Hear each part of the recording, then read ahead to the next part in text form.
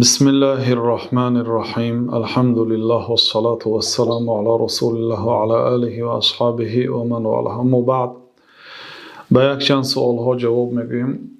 میگویند گوشت خری خانگی یعنی گورخر حلال است گفتیان. گوشت خری خانگی میگویند و بعد تفسیرش بگفتیان که یعنی گورخر. گورخر نمیشد. گورخر این خری وحشی هست. خری خانگی خری اهلی هست.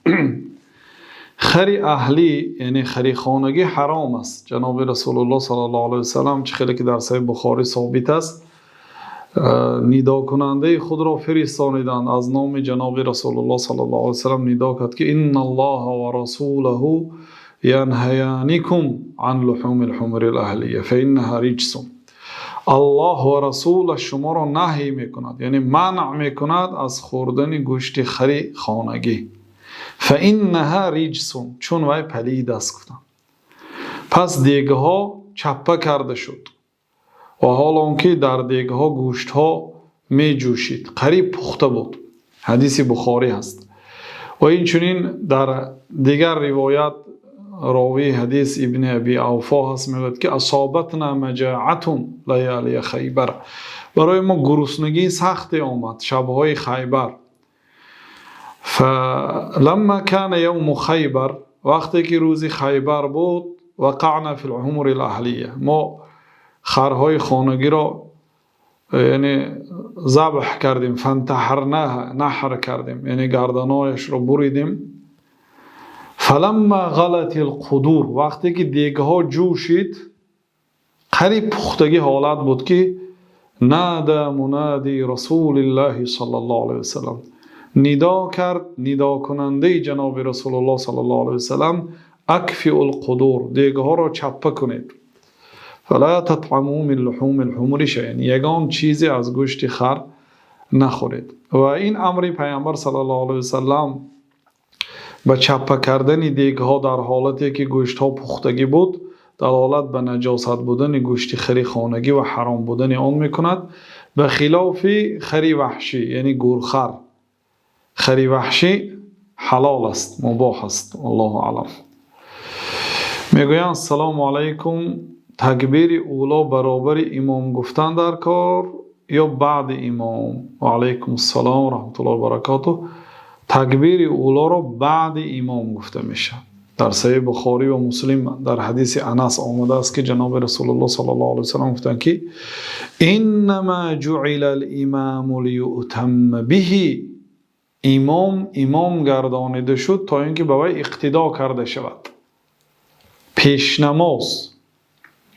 برای چی امام از کلمه پیشوا کرده شد، یعنی به نماز پیش نماز شد تا اینکه به وی اقتدا کرده شود. بعد در دوامش جناب رسول الله صلی الله علیه و سلم گفت که فاذا کبر فکبروا، وقتی که امام الله اکبر که گفت پس شما الله اکبر گویید. امام که حرف رای الله اکبر را که تلفظ کرده شد، بعد شما الف الله اکبر را تلفظ کنید. فاذا کبر فکبروا، وقتی که امام الله اکبر که گفت پس شما الله اکبر گویید. فاذا رکع فارکعوا، اگر امام رکوع کند پس شما رکوع کنید. و اذا سجد فاسجدوا، اگر سجده کند پس سجده کنید. بنابراین صحابه ها میگفتند که ما تا جناب رسول الله صلی الله علیه و سلم را در حالت سجده نبینیم سجده نمیکردیم. وقتی که امام الله اکبر گفته حرف را که تلفظ کرده شد، بعد از آن از قفای امام الله اکبر گفته میشد که این است معنای امام و مقتدی. اگر شما برابر امام اجرا کنید، اون امام چی معنا دارد؟ یگان معنا ندارد. باید بعد امام مقتدی باید اجرا کند. میگویند از تلفن قرآن را بی طهارت خواندن ممکن است؟ بله، از تلفن امروز برنامه های قرآن هست در تلفن. انسان میتواند از روی تلفن بی طهارت قرائت کنه، برای اینکه این تلفن هزارها عمل را اجرا میکنه. این مصحف نیست، این خاص قرآن نیست. بنابراین بی طهارت از قرآن تلفن اجازت است، اما از مصحف، از کتاب قرآن به طهارت اجازت نیست. میگویند در جنگل هستیم، رفت و شیطان فریب کند جای دوش نیست، طهارت کرده نماز خانه میانیم. اگر برای گرم کردن آب امکانیت نباشد، در این حالت آب خنک مثلا واقعا به سلامتیتان ضرر میکرده باشد، در این حالت طهارت میکنید و تیمم میکنید احتیاطا. چون که الله تعالی میگه که فاتقوا الله ما استطعتم، شما از الله تعالی بترسید به قدر امکان.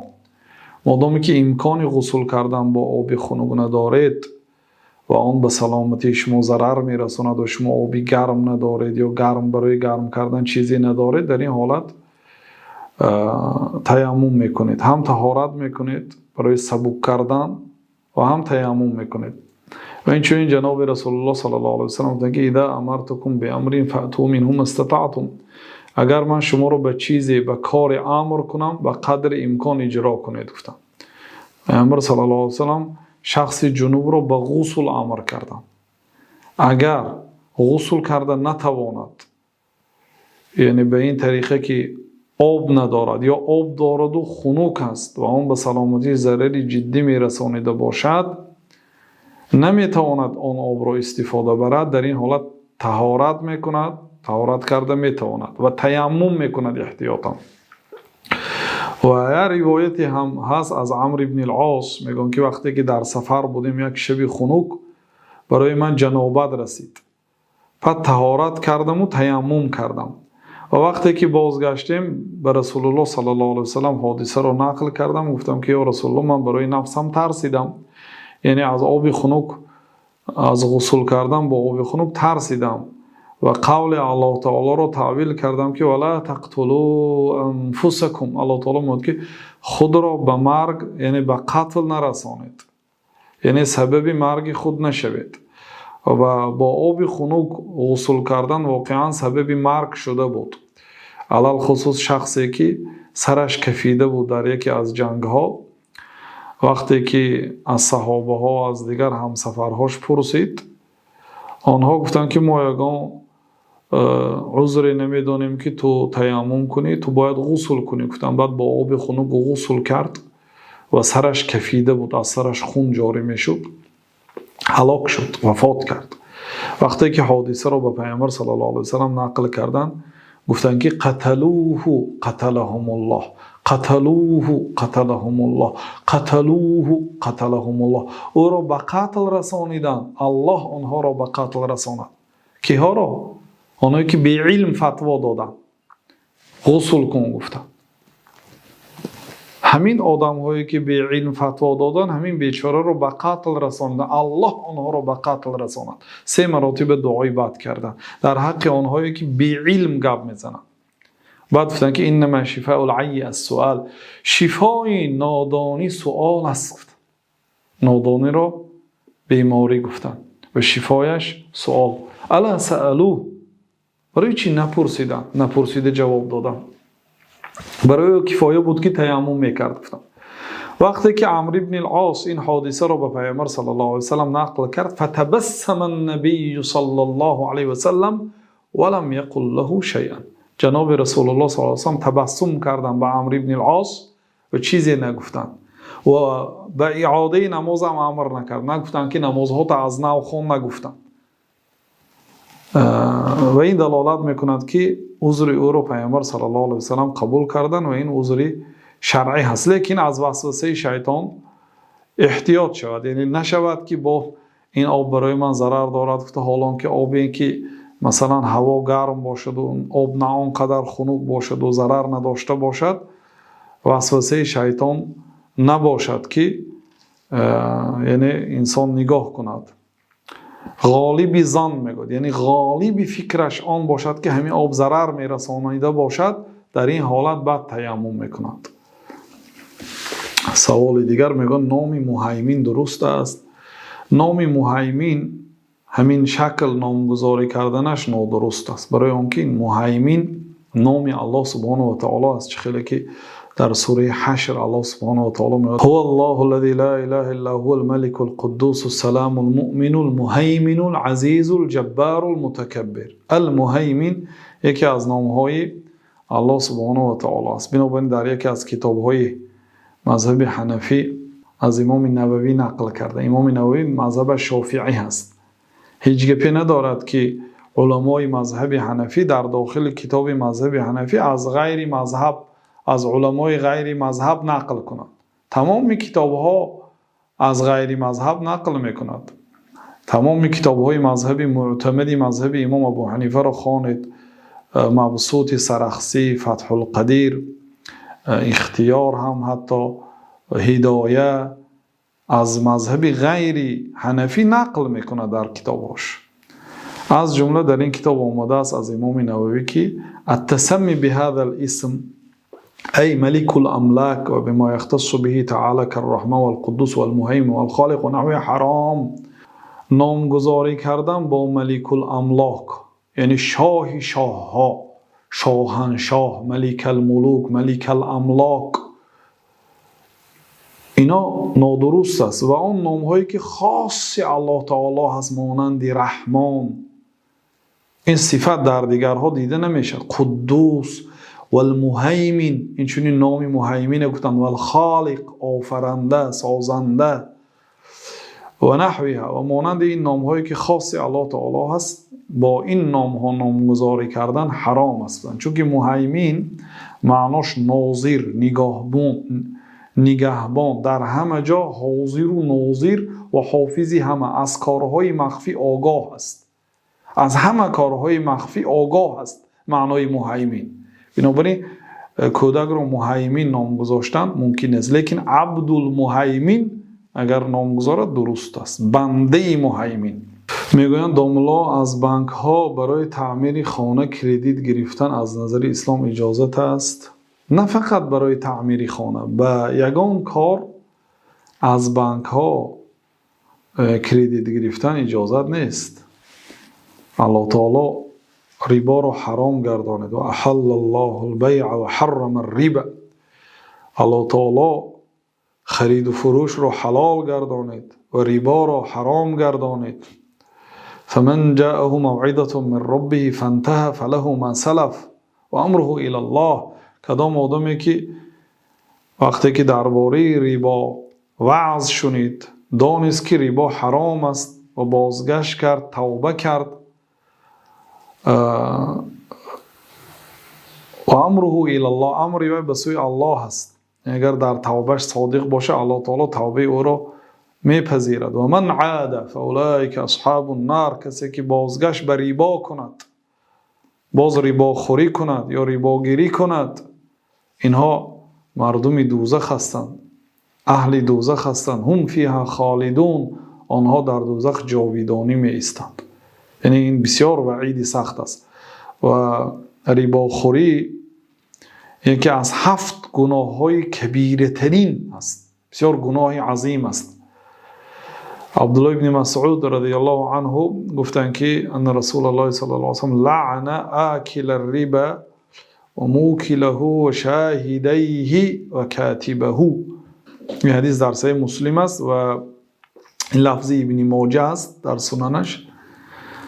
جناب رسول الله صلی الله علیه وسلم لعنت کردن ربا خور را، آن آدمی که پول میدهد به مردم زیاد کرده میگیرد، ربا خور. آکل و موکل، آن آدمی که ربا میخوراند، یعنی پول را به ربا میگیرد. و شاهدیه، آن 2 شاهدی که به عقد ربا شاهد میشد، و کاتبه و نویسنده اش را. ببینید آن آدمی که عقد می نویسه، عقد خرید و فروش یا عقد ربا را در بانک ها یا در غیر بانک ها، نویسندش هم پیامبر صلی الله علیه و سلم لعنت کرد، یعنی از رحمت الله تعالی دور کردن. الله به اینها رحم نکند، مهربانی نکند گفتن. و مسئله ربا بسیار گناهش عظیم است. درباره کردیت باور کنید هزارها سوال آمده است، درباره ایپوتک هزارها سوال آمده است. انشالله صحبت علاهیده، نوار علاهیده میکنیم پرهیز کنید برادر. یا روزی هستید در این دنیا زنده هستید، دو روزی زنده هستید، حلال و پاک خورید. حضرت علی گفتن که کل یوم لا نعصی الله فهو لنا عید. هر روزی که گناه نمی کنیم آن روز برای ما عید است. و بعضی علما می گفتن که بعضی انسان ها ریش و مویش در اسلام سفید شد. یعنی چی معنا دارد؟ یعنی از ایام کودکی در مسجد به وای رسیده است، دیندار، نمازگزار، قرائت قرآن خوان، نماز تهجد خوان، روزدار، بنده صالح، موی و ریشش سفید شده سو، لیکن سحری و بیگاهی لعنت کرده می شود همین بنده. برای چی؟ برای اینکه ریبا خور است. و نه این ریبایی که ریبای نسیه که $100 میتید و $150 یا $120 کرده میگیرید. این ریبا حکمش حرامی کلان است که دربارش انشاءالله صحبت علاوه میکنیم. از سبب ندانستن احکام شریعت در معامله هاشون ریبا میخورن و لعنت کرده میشن. بنابراین این ریبا بسیار گناهی کبیره است. برکه مالتان، برکه عمرتان، برکه فرزنداتان، همه چیز از دست میتید. خودداری کنید از ریبا گرفتن. میگن سلام علیکم و رحمت الله و برکاته. و علیکم السلام و رحمت الله و برکاته. اگر تشویش نشود معنای نام بوش احمد را میگفته استاد محترم، الله مهربان از شما راضی باشه. بوش احمد اگر به معنای یعنی از او بوی احمد می آید. بوش یعنی اگر به زبان تاجیکی بویش، یعنی احمد نام جناب رسول الله صلی الله علیه و سلم. یکی از نامهایی که در قرآن آمده است اسمه احمد. الله تعالی گفته پیغمبری بعد عیسی می آید اسمش احمد است. یعنی این مشهورترین نامی پیامبر صلی الله علیه و سلم بعد محمد است. انا محمد و انا احمد. من محمد هستم و من احمد هستم.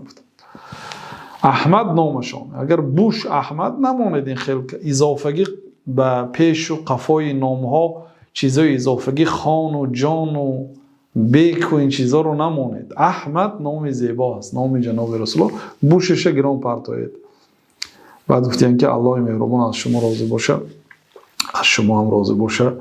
بسیار در زیر شرح ها می نویسند الله از شما راضی باشد. گفته الله از همه شما راضی باشه. به همه شما پاسخ گفته نمیتونیم، لیکن عامتا میگویم که الله تعالی از همه شما راضی باشد. و رضوان من الله اکبر. الله تعالی میگه که واقعا راضیگی الله تعالی این بزرگترین نعمت است. از این دیده بزرگترین نعمت نیست. اگر الله تعالی از بندش راضی باشد دیگر چیزها براش سبک میشد. بنابراین پیامبر صلی الله علیه و سلم وقتی که از طائف برگشتند و مردم طائف سنگسار کردند، گفتند که پروردگار اگر در این مصیبت ها، در این بلاها غضبی تو نباشد فلا ابالی، من پروا ندارم. گفتم مهم این است که تو از من راضی باشی. اگر تو از من راضی باشی این دیگر مصیبت ها برای ما سبک است. بنابراین راضیگی الله تعالی از همه بزرگترین مقصود بنده مسلمان است. الله سبحانه و تعالی از همه ما شما جمله مسلمانان راضی باشه. میگویم که در هر یک رکعت نماز پیش از سوره فاتحه گفتن بسم الله الرحمن الرحیم شرط است یا در اولی نماز یک بار گویی می شود؟ سوال از نام یک گروه مخلصان شما به جوابش انتظاریم. بسم الله الرحمن الرحیم گفتن پیش از قرائت سوره فاتحه سنت است. سنت است که مخفیانه بسم الله الرحمن الرحیم گویید پیش از قرائت سوره فاتحه. اگر در هر یک رکعت هم گویید سنت است، یعنی ثواب است. الله اعلم. خب میگوین حضرت مسئله دراج میگفتین خوردنش درسته؟ جزاکم الله خیرا و جزاکم الله خیرا. بله، استفاده بردن دراج حلال است. الله تعالی در سوره بقره میگوید که هو الذی خلق لكم ما فی الارض جمیعا. الله تعالی ذات است که تمام اون چیزی که در روی زمین است برای شما حلال گردانید. الاصل فی الاطعمه الحل. قاعده است اصلا تمام طعام ها حلال است مگر دلیل از جانب شریعت آید و حرام کند.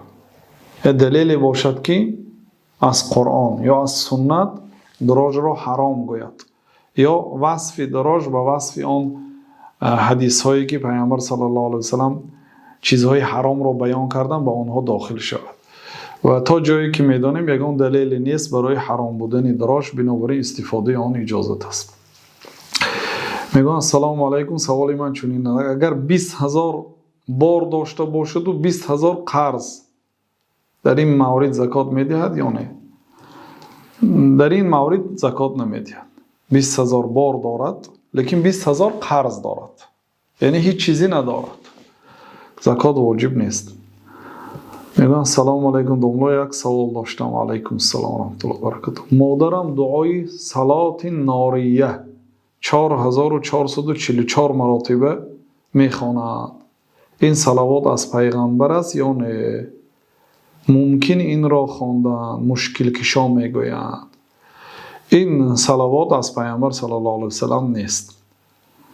جناب رسول الله صلی الله علیه وسلم میگن که من احدث فی امرنا ما لیس منه فهو رد. کسی که در دین ما چیزی رو پیدا کند که از دین ما نیست به خودش مردود است. این خیلی صلات ناریه 4444 مراتبه نآمده است. عددها رو شریعت بیان میکند.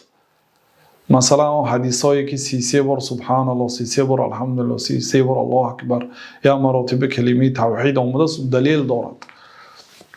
یا 100 مراتب استغفر الله و اتوب الیه گفتن. اما 4444 مراتب فلان نوع صلوات را گفتن دلیل نیست و این مشکل کشا هم نیست. مشکل کشا الله هست. الله سبحانه و تعالی میگه که و ان یمسسک الله بضر فلا کاشف له الا هو. اگر الله تعالی به تو ضرری را رساند، ضرری را فرستاند، آن ضرر را کسی از تو برداشته نمیتواند غیر او. بنابراین در هر یک مشکلی بازگشت به سوی الله سبحانه و تعالی کنید. مشکل آسان کننده الله تعالی هست. بهترین صلوات صلات ابراهیمی هست، نه اون صلواتی که در نماز میخوانیم اللهم صل علی محمد و علی آل محمد کما صلیت علی ابراهیم و علی آل ابراهیم انک حمید مجید تا آخرش. این بهترین صلوات است. انا همین صلوات را بگویید. خب میگن سلام علیکم و رحمت الله و برکاته. و علیکم السلام و رحمت الله و برکاته. استاد یک سوال داشتم من. آیا نماز فطری واجب را گفتید؟ وقتی که نماز صبح دمیده است خوانی جایز است یعنی بعد از تهجد؟ لطفا جواب دهید. فطری واجب نه، ویتر. نماز ویتر است، فطر نه. نماز ویتر را بعد دمیدن صبح خوانده نمیشه. بعد دمیدن صبح یعنی بعد در آمدن وقتی نماز بامداد، وقتی اذان بامداد که شد ویتر دیگه جایز نیست. مگرم بعدی بر آمدن آفتاب ویتر نمیخواند ویم جفت میخواند. مثلا اگر عادت شما 3 رکعت ویتر میخوانده باشید 4 رکعت میخواند. اگر 11 رکعت میخوانده باشید 12 رکعت میخواند. بعدی بر آمدن آفتاب تا نماز پیشین ویتر را قضا میخواند و قضایش جفت میشود. اما اگر بعدی تهجد گفتید، بعدی تهجد یعنی 5 دقیقه 10 دقیقه تا اذان بامداد وقت باشد، بله میتوانید خواند. لیکن وقتی که وقت صبح که در آمد دیگر ویتر نمیخواند. میگویم یک سوال داشتم به نهایت ضرور است. سوال همین که من از مامه طرف آچگیم شیرخوردگیم، دختری خالم گرفته، میتونم یا نه؟ تقایی حساب میشم یا نه؟ ولی اگر مامه یعنی مادر کلانی طرفی آچگیم یعنی طرفی مادرشم، مادری مادرش، این برادر از مادری مادرش شیر مکیده بود است در خوردش، در این صورت خاله اش خواهر شیریش میشد. خاله اشم از همون مادر شیر مکیدگی هست. این نبیره هم از آچش مکیده است. از یعنی که ما آچه میگویم، مردم جنوب ماما میگوید، یعنی که مادر کلان. از مادر کلانش شیر مکیده است. خالش هم مادر کلانش برای خالش مادر حساب میشد. خالش هم از وی شیر مکیدگی است. در این صورت خاله اش خواهر شیریش میشد. گرفتنی دختری خواهر یعنی جیان حرام است. برای آنکه واقعا تقایی حساب میشید.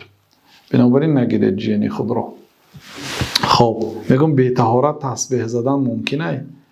یعنی بی طهارت ذکر کردن بله اجازت است. حضرت عایشه رضی الله عنها میگن که کان رسول الله صلی الله علیه و سلم یذکر الله علی کل احیانه. جناب رسول الله صلی الله علیه و سلم الله تعالی رو در تمام حالت ها ذکر میکردند. یعنی در حالت جنوب، زنهایی که مثلا حایضه هست، نفسا هست، یا شخصی که جنوب هست، برای ذکر اجازت است. ذکر آسانترین عبادت ها. الله تعالی ثنا گفته است به آنهایی که حتی در حالتی که خوابیدن، در حالتی که تکیه زدن، نشستن، در همه حالت ها در بزرگی الله تعالی و در آفرینش الله تعالی تفکر میکنن و الله تعالی را ذکر میکنن.